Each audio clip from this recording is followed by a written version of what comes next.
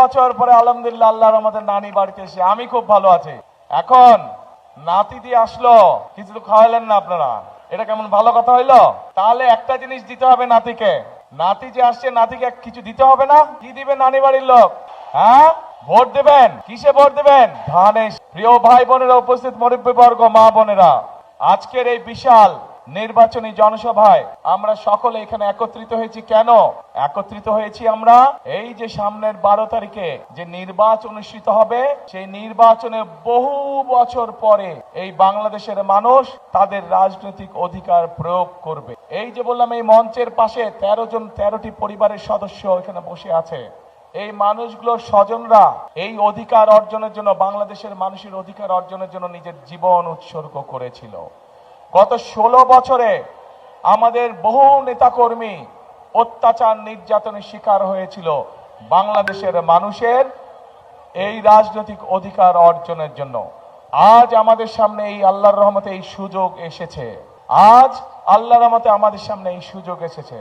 আজকে আমরা এই এলাকার যত মানুষ আছে, সে মুসলমান হোক, হিন্দু হোক, আদিবাসী হোক, খ্রিস্টান হোক, বৌদ্ধ হোক, সকলে মিলে আজকে 12 তারিখে আমরা এই আগামী 12 তারিখে আমরা আমাদের রাজনৈতিক অধিকার প্রয়োগ করব। এখন প্রিয় ভাই বোনেরা, এই যে রাজনৈতিক অধিকার প্রয়োগ করব, শুধু ভোট দিলেই হবে না, এই নির্বাচন হতে হবে। আমাদের আরেকটি লক্ষ্য বা উদ্দেশ্য আছে এই নির্বাচনের। কি সেটি?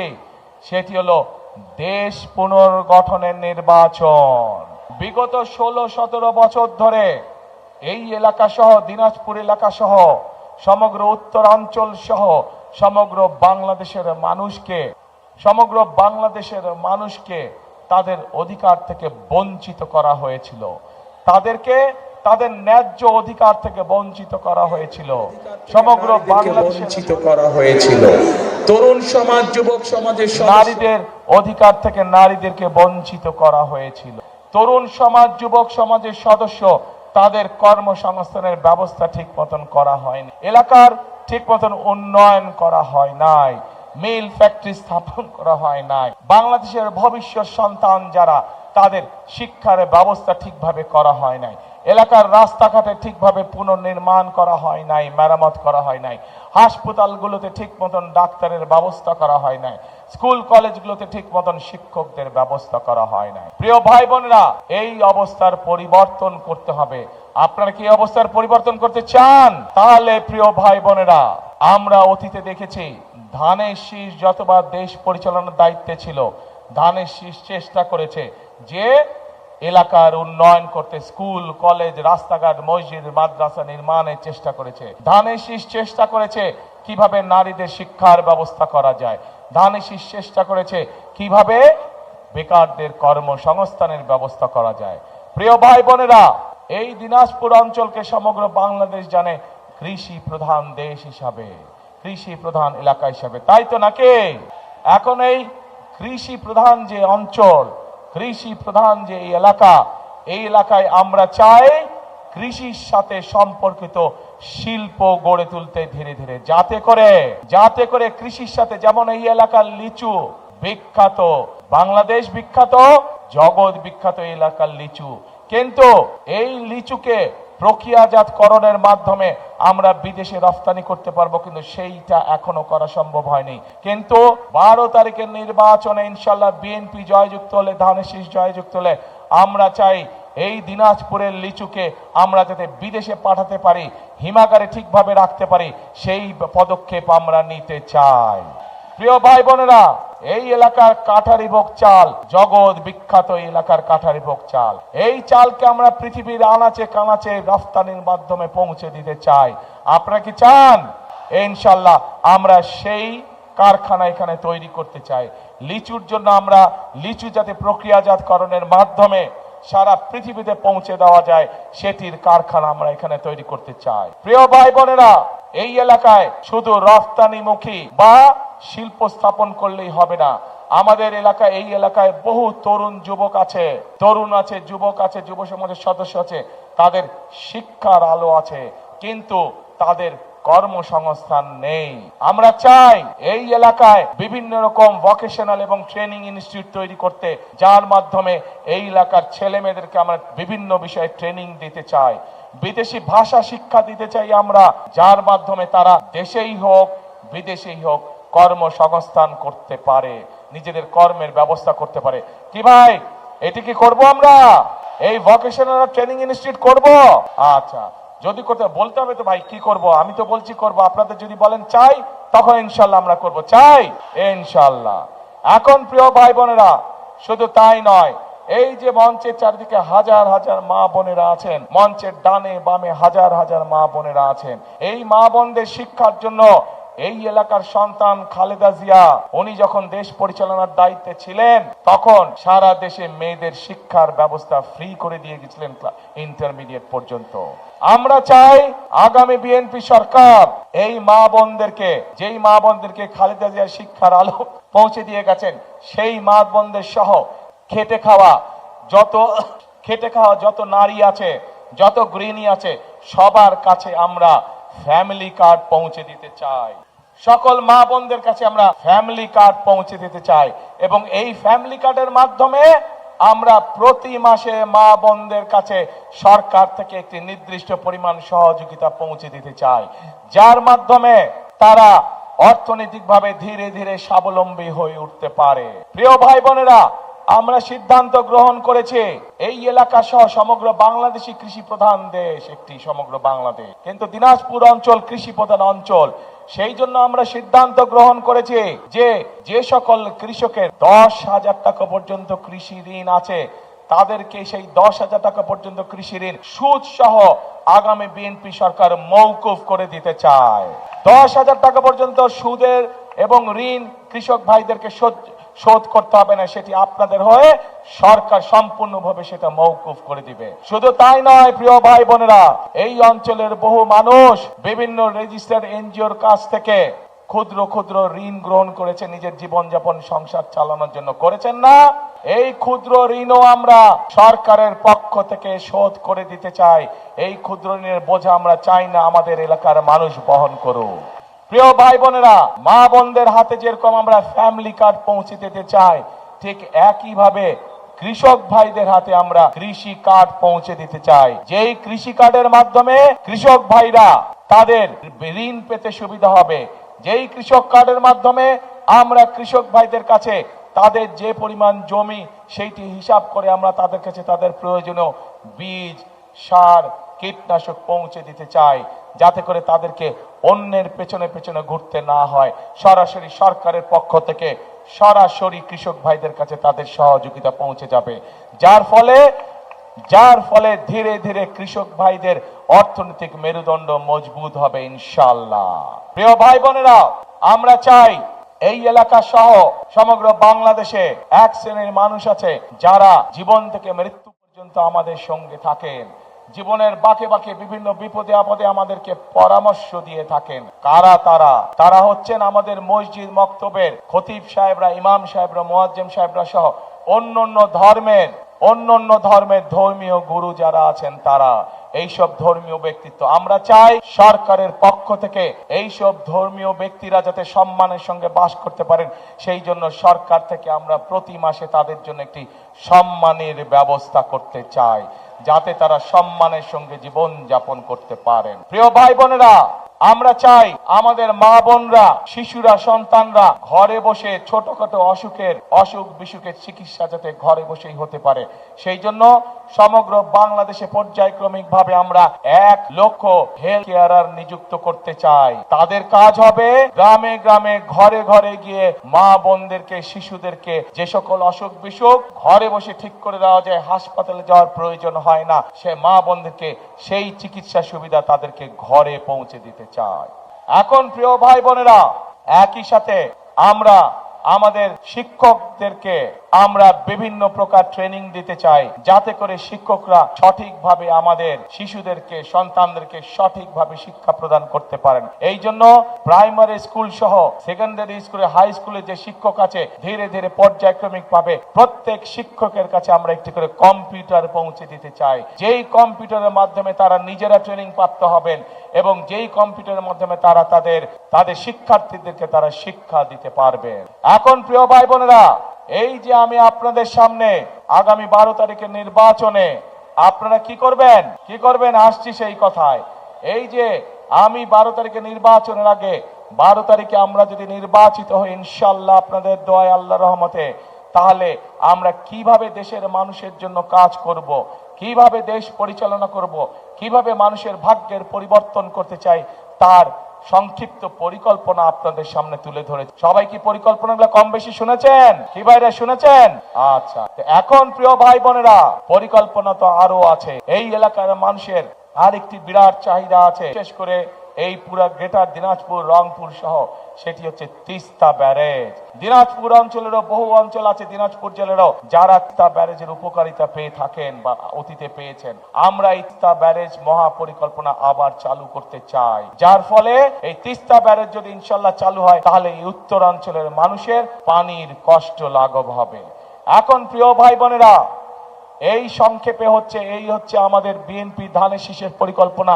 আগামী দিন আমরা কিভাবে দেশকে পরিচালনা করব। এখন প্রিয় ভাই বোনেরা, কিন্তু দেশকে যদি সামনের দিকে এগিয়ে নিয়ে যেতে হয়, তাহলে জনগণের, এই দেশের যারা মালিক, সেই মালিকের সহযোগিতা ছাড়া, সমর্থন ছাড়া এটি সম্ভব নয়। আমার জানতে ইচ্ছা করছে, এই দেশের মালিক কারা? কারাই দেশের মালিক? যে জনগণ। এই যে আপনারা লক্ষ লক্ষ মানুষ সামনে দাঁড়িয়ে আছেন, আপনারা হচ্ছেন এই দেশের মালিক। এখন এই দেশের মালিকের কাছে আমি জানতে চাই যে, প্রিয় মালিক, এই দেশের বাংলাদেশের মালিক, একটি রাজনৈতিক দল হিসাবে আমরা আপনাদের সামনে পরিকল্পনা উপস্থাপন করেছি কি করতে চাই। মালিকের কাছে আমি এখন জানতে যাচ্ছি যে আপনাদের কি পরিকল্পনা 12 তারিখে? পরিকল্পনা কি নিয়েছেন আপনারা? কি করবেন 12 তারিখে? কি করবেন বুঝি না। কি ধানের শেষ? ধানের শেষ। এই প্রার্থীরা এদিকে আসেন তো, যারা প্রার্থী, যারা ধানের শীষের প্রার্থী, তারা আসেন, পাশে দাঁড়ান, দুই পাশ দিয়ে দাঁড়ান। এই যে আমার দুই পাশে 4 জন ধানের শীষের প্রার্থী দাঁড়িয়ে আছে, আক্তার সাহেব দাঁড়িয়ে আছে, জাহাঙ্গীর দাঁড়িয়ে আছে, জাহিদ সাহেব দাঁড়িয়ে আছে, জামান দাঁড়িয়ে আছে।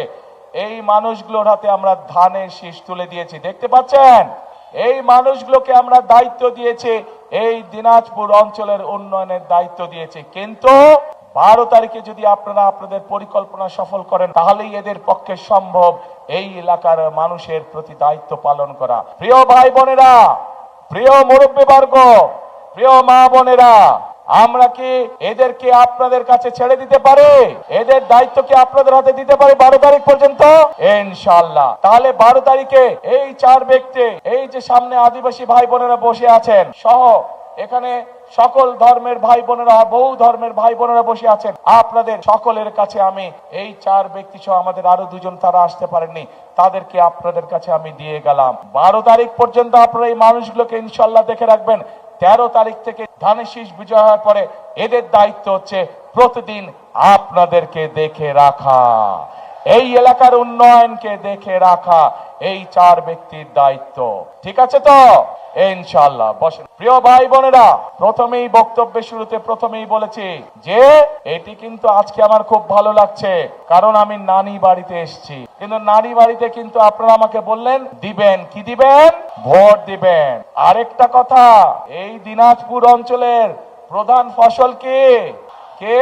তাহলে তো ভাই এই অঞ্চলের প্রধান ফসল যখন ধান, সেই ধানের জন্যই তো আমি আপনাদের কাছে সমর্থন চাইছি, সেই ধানের পক্ষেই তো আমি সমর্থন চাইছি। কাজেই দিনাজপুরের মানুষের প্রধান ফসল ধান, আর আমাদের মার্কা হচ্ছে ধান বা ধানের শীষ। প্রিয় ভাই বোনেরা, প্রিয় মা বোনেরা, আসুন আজকে আমাদের এই জনসভার প্রতিজ্ঞা হোক, আজকে আমাদের এই জনসভার শপথ হোক দেশ গঠনের শপথ, রাষ্ট্র পুনর্নির্মাণের শপথ, রাষ্ট্র পুনর্গঠনের শপথ। আমরা চাই সেই রকম একটি বাংলাদেশ, যেই বাংলাদেশে আমার মা বোনেরা সন্ধ্যার পরেও নিরাপদে রাস্তায় চলাচল করতে পারবে, যেই বাংলাদেশে আমার ভাইয়েরা যে কোনো সময় নিরাপদে থাকতে পারবে, নিরাপদে চাকরি বাকরি করতে পারবে, নিরাপদে বসবাস করতে পারবে, নিরাপদে নিশ্চিন্তে রাত্রে ঘরে ঘুমাতে পারবে। যে বাংলাদেশে আমরা মুসলমান হই, আমরা হিন্দু হই, আমরা আদিবাসী হই, আমরা খ্রিস্টান হই, আমরা বৌদ্ধ হই, আমাদেরকে সকলকে বিচার করা হবে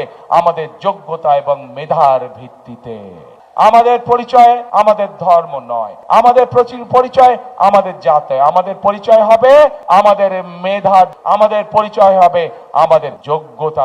আমরা এই রকম একটি বাংলাদেশ গড়তে চাই। এখন প্রিয় ভাই বোনেরা, উপস্থিত মা বোনেরা, আপনারা কি আমার সাথে আছেন সেই বাংলাদেশ গড়তে? কারা কারা আছেন আমার সাথে সেই বাংলাদেশ গড়তে? আসুন তাহলে, আসুন আমরা সেই বাংলাদেশ গড়ে তুলি যে বাংলাদেশের জন্য 1971 সালে মুক্তিযোদ্ধারা জীবন উৎসর্গ করেছেন। আমরা সেই বাংলাদেশ গড়ার কাজে হাত দেই, যেই বাংলাদেশের প্রত্যাশা, সেই বাংলাদেশ, যেই বাংলাদেশের জন্য জুলাইয়ের গণ অভ্যুত্থানে জুলাই শহীদরা নিজের জীবনকে উৎসর্গ করেছেন। আসুন আমরা সেই বাংলাদেশ গড়ে তুলি। আমরা অনেক আন্দোলন করেছি গণতন্ত্র উদ্ধারের জন্য। গণতন্ত্রের উদ্ধারের পথ ধীরে ধীরে আমাদের সামনে উপস্থিত হয়েছে। এখন গণতন্ত্রকে প্রতিষ্ঠিত করার মাধ্যমে আমাদের পরবর্তী কাজ হবে এই দেশকে পুনর্গঠন করা।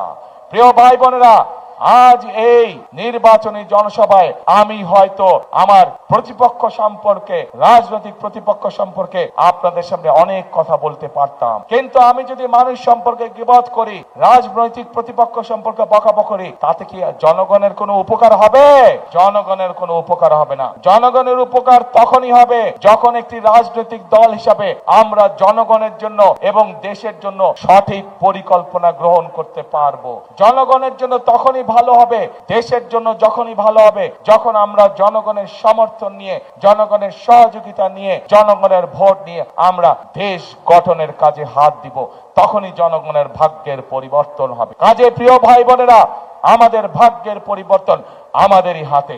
আমরা যদি পরিশ্রম করি, আমরা যদি ঐক্যবদ্ধ থাকি, আমরা যদি একসাথে থাকি, ইনশাল্লাহ আমাদের সেই প্রত্যাশিত বাংলাদেশ আমরা গড়ে তুলতে পারবো। 1971 সালে দেশে যখন যুদ্ধ শুরু হয়েছিল, তখন কিন্তু আমরা দেখিনি কে মুসলমান, কে হিন্দু, কে বৌদ্ধ, কে খ্রিস্টান, কে আদিবাসী। আমরা সকলে একসাথে কাঁধে কাঁধ মিলিয়ে এই দেশকে স্বাধীন করার জন্য যুদ্ধ করেছিলাম। ঠিক একইভাবে জুলাইয়ের গণ অভ্যুত্থানে আমরা দেখিনি কে আদিবাসী, কে হিন্দু, কে মুসলমান, কে বৌদ্ধ, কে খ্রিস্টান।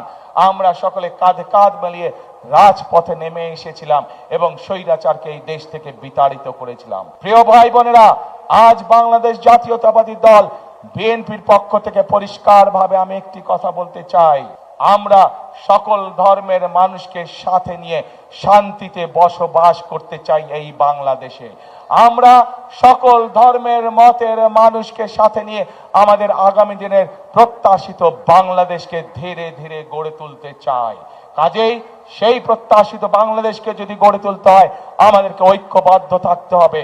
সেই প্রত্যাশিত বাংলাদেশকে যদি গড়ে তুলতে হয়, আমাদের মধ্যে কোনো বিভেদ রাখা যাবে না। সেই প্রত্যাশিত বাংলাদেশকে যদি গড়ে তুলতে হয়, আমাদেরকে দেশের বিরুদ্ধে, জনগণের অধিকার প্রতিষ্ঠার বিরুদ্ধে যারা ষড়যন্ত্র করছে, তাদের বিরুদ্ধে আমাদেরকে সতর্ক এবং সজাগ থাকতে হবে। প্রিয় ভাই বোনেরা, আজ সময় এসেছে আমাদেরকে ঐক্যবদ্ধ হতে হবে। আমাদেরকে আমাদের প্রত্যাশিত বাংলাদেশ গড়তে হবে। আমাদেরকে পরিশ্রম করতে হবে। পৃথিবীর অন্য যে সকল উন্নত দেশ আছে, তারা যদি পরিশ্রম করে তাদের দেশকে গড়ে তুলতে পারে, তাহলে আমরা কেন বাংলাদেশের মানুষ আমাদের দেশকে গড়ে তুলতে পারবো না? সেই জন্যই আমি একটি কথা বলি, কথাটি আপনারা ভাই বোনেরা সকলেই শুনেছেন। আমি আপনাদের সকলকে অনুরোধ করব, আসুন এটাই হোক আমাদের প্রতিজ্ঞা, এটাই হোক আমাদের শপথ। কি সেটা? করব কাজ। কে ভাই? করব কাজ, গর্ব দেশ। সবার আগে হইল না, নানি বাড়ির মানুষজনের গলার জোর কমে গেছে। নানি বাড়ির মানুষজনের গলার জোর কমে গেছে, দুর্বল হয়ে গেছে। জোরে বলতে হবে, করব কাজ সবার আগে। আরো জোরে, সবার আগে বাংলাদেশ। আসুন প্রিয় ভাই বোনেরা, সবার আগে বাংলাদেশ। এই বাংলাদেশই হচ্ছে আমার, আপনার, আমাদের সকলের প্রথম এবং শেষ কানা। আপনাদের এই এলাকার সন্তান খালেদা জিয়ার বিরুদ্ধে শত ষড়যন্ত্র হয়েছে, হুমকি হয়েছে, মৃত্যুর দিকে তাকে ঠেলে দেওয়া হয়েছে, কিন্তু উনি আপনাদেরকে ছেড়ে চলে যান নাই। উনি এই বাংলাদেশেই ছিলেন। খালেদা জিয়া আপনাদেরই সন্তান, আপনাদেরই এই এলাকার মেয়ে। সেই খালেদা জিয়া বলে গিয়েছেন, বাংলাদেশই আমার প্রথম ঠিকানা, বাংলাদেশই আমার শেষ ঠিকানা। তাই আসুন খালেদা জিয়ার সেই কথাই হোক আমাদের জীবনের সবচেয়ে বড় লক্ষ্য এবং উদ্দেশ্য। বাংলাদেশই হোক আমাদের প্রথম ঠিকানা, বাংলাদেশই হোক আমাদের শেষ ঠিকানা। আম ম্যাঙ্গো ম্যাঙ্গো আম, ইনশাআল্লাহ আমরা এই দিনাজপুরের ভালো আম সমগ্র পৃথিবীতে পাঠানোর ব্যবস্থা করব, যাতে আম দিয়ে পৃথিবীর মানুষ দিনাজপুরকে চিনতে পারে। সেই আমের সাথে যে সকল কারখানা আছে সেগুলো ইনশাআল্লাহ আমরা এখানে তৈরি করব।